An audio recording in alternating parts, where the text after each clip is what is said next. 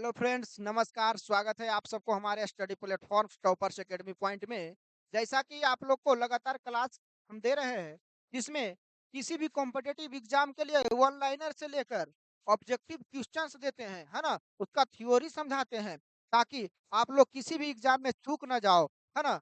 और हमारे क्लास देखने के लिए भी ना चूके, ताकि आपको लगातार हम क्लास दे सकें। और आप लोग कमेंट करके कमेंट बॉक्स में जवाब दीजिएगा, आप लोगों के कमेंट का इंतजार रहेगा। तो बिना देर किए लगातार देखते जाइए। आज का पहला क्वेश्चन है, लाल रक्त कणिकाओं यानी कि आरबीसी का जीवन काल कितने दिनों का होता है। लाल रक्त कणिकाओं यानी कि आरबीसी का जीवन काल कितने दिनों का होता है। ऑप्शन है 60 दिन, 90 दिन, 120 दिन या फिर 150 दिन, है ना, 150 दिन। लाल रक्त कणिकाओं का पूछ रहा फ्रेंड्स। तो इसका राइट जवाब होगा ऑप्शन नंबर सी, 120 दिन हो जाएगा, है ना। उसका जीवन काल जो होता है 120 दिनों का होता है। तो चलिए देखिएगा, अगला क्वेश्चन कर रहा है, भारतीय संविधान के किस अनुच्छेद में अस्पृश्यता का अंत किया गया है। भारतीय संविधान के कौन से अनुच्छेद में अस्पृश्यता का अंत किया गया है। ऑप्शन है अनुच्छेद 14, अनुच्छेद 15, अनुच्छेद 17 या फिर अनुच्छेद 19। तो इसका राइट जवाब होगा ऑप्शन नंबर सी, अनुच्छेद 19 हो जाएगा, है ना। तो चलिए आगे देखिएगा क्या कर रहा है। कह रहा है फ्रेंड्स, थोड़ा सा कलर ले लेते हैं पेन का। चलिए आगे का क्वेश्चन कर रहा है, क्वेश्चन नंबर 3 कर रहा है, काजीरंगा नेशनल पार्क किसके लिए प्रसिद्ध है। काजीरंगा नेशनल पार्क जो है वो किसके लिए प्रसिद्ध है। ऑप्शन है बाघ के लिए, एशियाई शेर के लिए, एक सिंग वाला गैंडा के लिए या फिर जंगली हाथी के लिए। तो इसका राइट जवाब होगा ऑप्शन नंबर सी, एक सिंग के गैंडा के लिए काजीरंगा नेशनल पार्क प्रसिद्ध है। और आप लोग कमेंट करके कमेंट में बताइएगा कि काजीरंगा नेशनल पार्क कौन से राज्य में स्थित है, कहाँ पे स्थित है ना। आगे का क्वेश्चन है, ध्वनि की तीव्रता मापने की इकाई क्या है। ध्वनि की तीव्रता मापने की इकाई क्या है। ऑप्शन है हर्ट्ज, डेसिबल, वाट या फिर वोल्ट। ध्वनि की तीव्रता मापने की इकाई क्या है। तो राइट जवाब होगा option number B, decibel. Decibel में ध्वनि को मापा जाता है।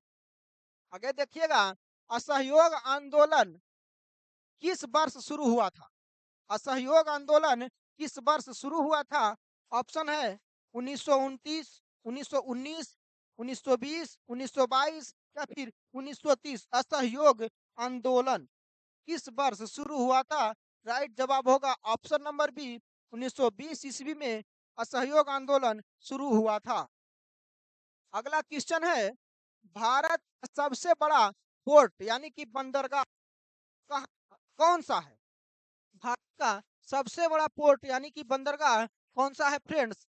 तो ऑप्शन है कांडला बंदरगाह चेन्नई, या फिर जवाहरलाल नेहरू पोर्ट मुंबई, या फिर विशाखापत्तनम, है ना। कौन सा बंदरगाह है जो भारत का सबसे बड़ा बंदरगाह है। राइट जवाब हो जाएगा जवाहरलाल नेहरू पोर्ट मुंबई। आगे देखिएगा, विटामिन बी 12 में कौन सा धातु पाया जाता है। विटामिन बी 12 में कौन सा धातु पाया जाता है। ऑप्शन है लोहा, मैग्नीशियम, कोबाल्ट या फिर जस्ता। विटामिन बी 12, इसका राइट जवाब हो जाएगा option number C, cobalt. Vitamin B 12 में कोबाल्ट नामक धातु पाया जाता है। आगे देखिएगा, अर्थशास्त्र का जनक किसे कहा जाता है। अर्थशास्त्र का जनक किसे कहा जाता है। ऑप्शन है Adam Smith, Karl Marx, Keynes या फिर चाणक्य। इसका राइट जवाब हो जाएगा option number A, Adam Smith. आगे का क्वेश्चन है, विश्व की छत किसे कहा जाता है। विश्व की छत किसे कहा जाता है। ऑप्शन है हिमालय, पामीर का पठार, माउंट एवरेस्ट या फिर आल्प्स पर्वत? विश्व का छत किसे कहा जाता है? राइट जवाब होगा ऑप्शन नंबर बी, पामीर का पठार को विश्व का छत कहा जाता है। आगे है, लोकसभा का सदस्य बनने के लिए न्यूनतम आयु कितनी होनी चाहिए, यानी कि कम से कम लोकसभा के सदस्य बनने के लिए कम से कम कितनी उम्र की आवश्यकता होती है? ऑप्शन है 21 वर्ष, 25 वर्ष, 30 वर्ष या फिर 35 वर्ष। इसका राइट जवाब होगा ऑप्शन नंबर बी, 25 वर्ष। आगे है, मधुबनी पेंटिंग किस राज्य की प्रसिद्ध लोक कला है? मधुबनी पेंटिंग किस राज्य की प्रसिद्ध लोक कला है? तो ऑप्शन में दिया हुआ है उत्तर प्रदेश, बिहार, उड़ीसा या फिर राजस्थान। इसका राइट जवाब होगा ऑप्शन नंबर बी, बिहार। तो लगातार आप लोग वीडियो में बने रहिए, सारे के सारे इंपॉर्टेंट क्वेश्चंस है और जो भी क्वेश्चन लाए हैं वो एनसीईआरटी और एससीईआरटी के बुक से खुद तैयार किया हुआ क्वेश्चन है और अधिकतर मतलब कि 80% क्वेश्चन जो है वो सारे के सारे किसी न किसी एग्जाम में पूछे हुए। तो अगला क्वेश्चन है, सिनेवार किस धातु का अयस्क है? सिनेवार किस धातु का अयस्क है? तो सिनेवार जो है वो ऑप्शन है तांबा, लोहा, पारा या फिर एल्यूमिनियम। तो सिनेवार जो है वो पारा धातु का अयस्क है। किसका है? पारा का, ऑप्शन नंबर सी। अगला है, विश्व साक्षरता दिवस कब मनाया जाता है? विश्व साक्षरता दिवस कब मनाया जाता है? ऑप्शन है 5 सितंबर, 8 सितंबर, 14 सितंबर या फिर 2 अक्टूबर। विश्व साक्षरता दिवस कब मनाया जाता है? बताइए, विश्व साक्षरता दिवस कब मनाया जाता है?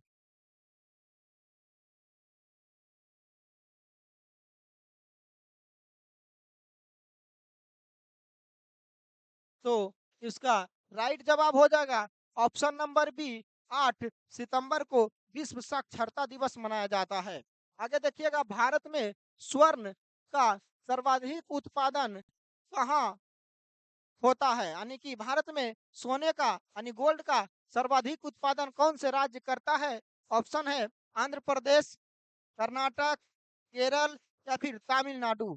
इसका राइट जवाब होगा option number B, Karnataka. Bharat में सोने का सर्वाधिक उत्पादन जो है वो कर्नाटक राज्य में होता है। आगे का क्वेश्चन देखिएगा, चेचक के उन्मूलन की घोषणा किसके द्वारा की गई थी? चेचक के उन्मूलन की घोषणा किसके द्वारा की गई थी फ्रेंड्स? ऑप्शन है WHO, यूनेस्को, यूनिसेफ या फिर यूएनओ के द्वारा। तो आप लोग जानते हैं कि WHO जो है वर्ल्ड हेल्थ ऑर्गेनाइजेशन एक सिस्टम है, एक एजेंसी है जिसके द्वारा चेचक उन्मूलन की घोषणा की गई थी। आगे देखिए, हीरा किसका शुद्ध रूप है? हीरा जो है वो किसका शुद्ध रूप है? 4 ऑप्शन दिए हुए हैं, सिलिकॉन, कार्बन, सल्फर या फिर फास्फोरस। इसका राइट जवाब हो जाएगा ऑप्शन नंबर बी, कार्बन। हीरा जो है वो कार्बन का शुद्ध रूप है। अगला क्वेश्चन देखिएगा, प्रसिद्ध लिंगराज मंदिर किस शहर में स्थित है? प्रसिद्ध लिंगराज मंदिर किस शहर में स्थित है फ्रेंड? ऑप्शन है पुरी, भुवनेश्वर, कटक या फिर कोणार्क। इसका राइट जवाब होगा ऑप्शन नंबर बी, भुवनेश्वर में प्रसिद्ध लिंगराज मंदिर स्थित है। नेक्स्ट क्वेश्चन करा है, भारत का सबसे पुराना पर्वत कौन सा है? भारत का सबसे पुराना पर्वत कौन सा है फ्रेंड्स? ऑप्शन है हिमालय, अरावली, विंध्याचल या फिर सतपुड़ा। भारत का सबसे पुराना पर्वत जो है वो कौन सा है बताएंगे? तो इसका राइट जवाब होगा ऑप्शन नंबर बी, अरावली। आगे देखिएगा, इंसुलिन की कमी से कौन सा रोग होता है? इंसुलिन की कमी से कौन सा रोग होता है? ऑप्शन है घेघा, रिकेट्स, मधुमेह या फिर एनीमिया। तो इसका राइट जवाब हो जाएगा ऑप्शन नंबर सी, मधुमेह। इंसुलिन की कमी से जो रोग होती है उसका नाम मधुमेह है। आगे है, भारत की भारत कोकिला, इसका ये थोड़ा गलत लिखा हुआ है। भारत कोकिला किसे कहा जाता है? भारत कोकिला किसे कहा जाता है? ऑप्शन है लता मंगेशकर, सरोजिनी नायडू, इंदिरा गांधी या फिर एमएस सब्बुल सुब्बुल लक्ष्मी, है ना? इसका राइट जवाब हो जाएगा option number B, Sarojini Naidu को भारत कोकिला कहा जाता है और लता मंगेशकर को स्वर कोकिला कहा जाता है। ठीक है, आगे देखिएगा, वायुमंडल में नाइट्रोजन कितने प्रतिशत है? वायुमंडल में नाइट्रोजन कितने प्रतिशत उपलब्ध है? ऑप्शन है 21%, 78%, 0.03% या फिर 0.09%। इसका राइट जवाब होगा ऑप्शन नंबर बी, 78%। ठीक है, आगे का क्वेश्चन है, दांडी यात्रा गांधी जी ने कहां से शुरू की थी? दांडी यात्रा गांधी जी ने कहां से शुरू की थी? ऑप्शन है साबरमती आश्रम, सेवाग्राम, चंपारण या फिर दांडी।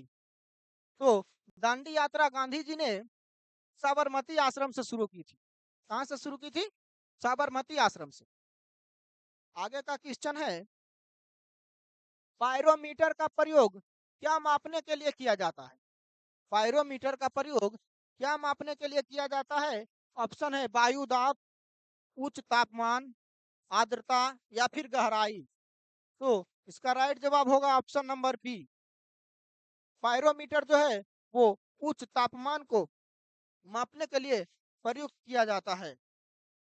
अगला क्वेश्चन है, ग्रैंड स्लैम शब्द किस खेल से संबंधित है? ग्रैंड स्लैम, है ना? ग्रैंड स्लैम जो शब्द है वो किस खेल से संबंधित है? ऑप्शन है क्रिकेट, हॉकी, टेनिस या फिर फुटबॉल। इसका राइट जवाब होगा option number C, tennis. Grand slam शब्द जो है वो टेनिस से संबंधित है। ठीक है, अगला क्वेश्चन है, भारतीय रिजर्व बैंक का राष्ट्रीयकरण किस वर्ष हुआ था? भारतीय रिजर्व बैंक का राष्ट्रीयकरण किस वर्ष हुआ था? ऑप्शन है 1935, 1947, 1949 या फिर 1950, है ना? भारतीय रिजर्व बैंक का राष्ट्रीयकरण कब हुआ था? इसका राइट जवाब होगा ऑप्शन नंबर सी, 1949 ईस्वी में भारतीय रिजर्व बैंक यानी आरबीआई का राष्ट्रीयकरण किया गया था। तो इसी प्रकार से लगातार हमसे जुड़े रहने के लिए हमारे YouTube platforms toppers academy point और टेलीग्राम पे जुड़े, ताकि लगातार आप लोग को इसी प्रकार क्लास उपलब्ध कराया जाए और रिवीजन के माध्यम से आप लोगों को थोड़ा कॉन्फिडेंस बढ़ाया जाए। तो मिलते हैं अगले क्लास में, तब तक के लिए धन्यवाद। अगर कंटेंट में दम है तो लाइक और कमेंट जरूर कीजिएगा।